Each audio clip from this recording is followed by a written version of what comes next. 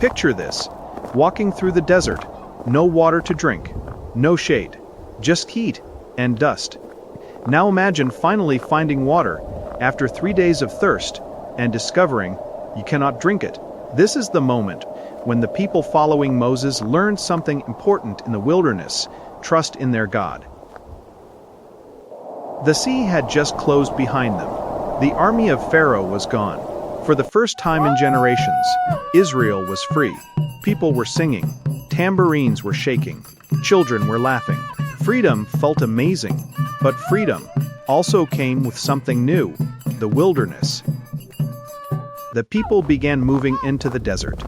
Thousands of men, women, children, herds of animals, some bundles of supplies, and in front of them, walking steadily with his staff, was Moses. The desert looked endless: sand, rock, and more sand. But the people were hopeful. After all, they had just seen the sea split in two. How hard could the rest of the journey be? Well, 3 days later, they had their answer. Day 1.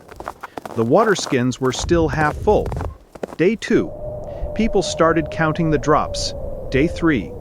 The jars were empty. The sun burned hotter.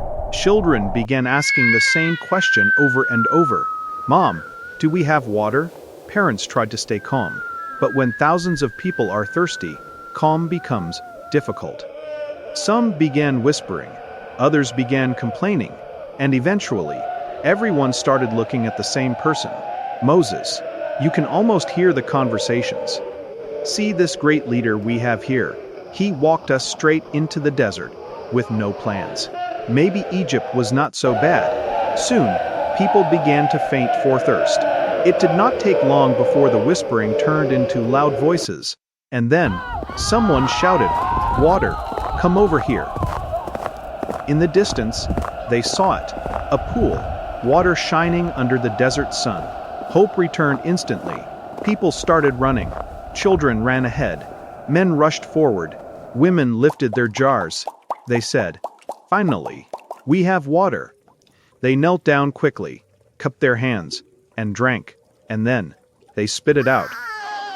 The water tasted horrible, bitter, undrinkable.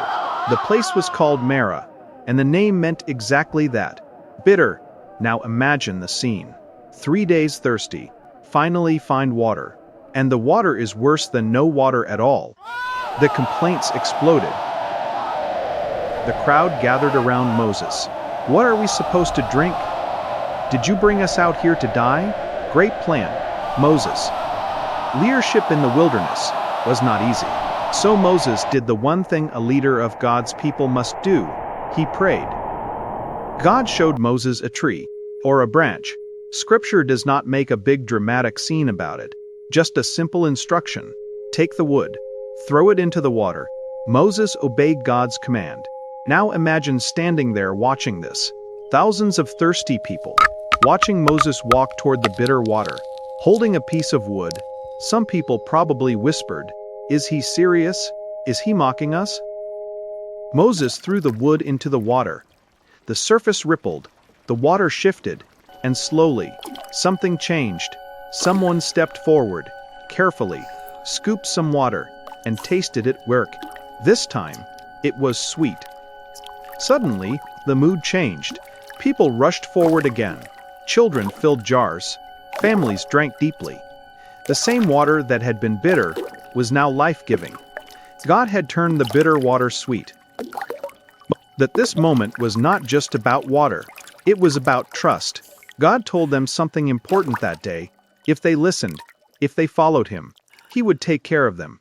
And this was only the beginning of what they would learn in the wilderness.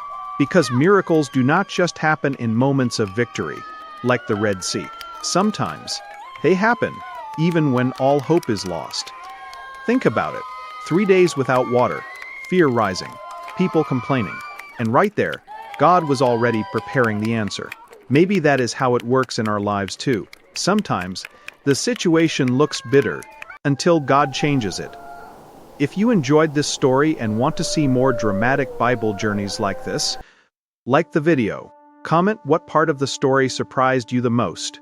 Share it with someone who loves Bible stories.